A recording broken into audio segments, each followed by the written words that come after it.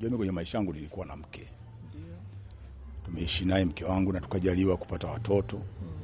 Lakini tumeishi kwa kipindi kirefu kidogo, baadaye tukaja tukashindana. Yule mwanamke akaondoka, mke wangu akawa ameondoka, tukaachana. Kwa nikakaa kwa muda sana bila kuwa na mtu. Lakini baadaye nikaona sasa mimi nitaendelea kukaa hivi mpaka lini? Mimi ni binadamu na nina mahitaji ya mwanamke kuwa naye kama binadamu. Lakini vile vile jamii itaniangaliaje ninapoendelea kuwa nakaa hivi bila kuwa na mtu? Jamii itaniangaliaje? Haiwezi kuniangalia vizuri. Nikaona hapana, sio kitu kizuri. Kwa hiyo ndipo ilipofika sasa kuingia kwenye mahusiano na huyu binti ambayo ndio sasa nakwenda kumzungumzia.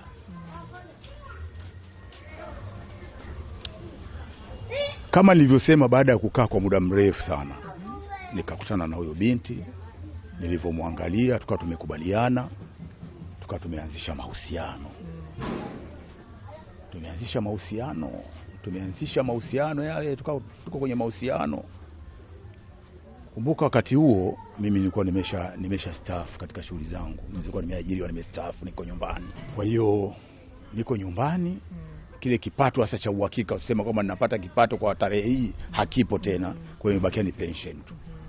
Basi tukaa kwenye mahusiano na ule binti. Kwa bahati nzuri au mbaya, tuseme ni bahati nzuri, wakati ule binti akatokea kupata ujauzito, akajifungua mtoto. Baada ya kujifungua mtoto, ule binti akaanza kuumwa. Akawa anaumwa sana, maradhi akaumwa sana. Wakati anaumwa tukahangaikiana, unajua mtu ni uko naye hawezi kupata matatizo afu kumkimbia. Basi nikamhangaikia huku na huku hospitalini, sehemu zingine tulikuwa tunazijua si kwa ajili ya kupata nafuu yake. Lakini ile hali iliendelea kuwa mbaya sana kwa ule binti. Kaona sasa mnafanyaje? Hali inazidi kuwa ngumu.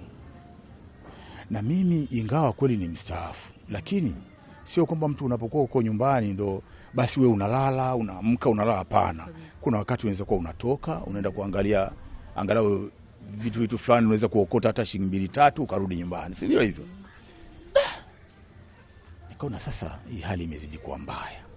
Katika wakati huo niko nyumbani, kuna mambo mengi yalipitika, misukosuko mingi. Ikiwa ni pamoja na maradhi ya huyo binti, lakini pamoja na matumizi yake, kwa sababu alikuwa ni binti mdogo, alikuwa na matumizi makubwa. Mimi nilikuwa na nyumba hizi.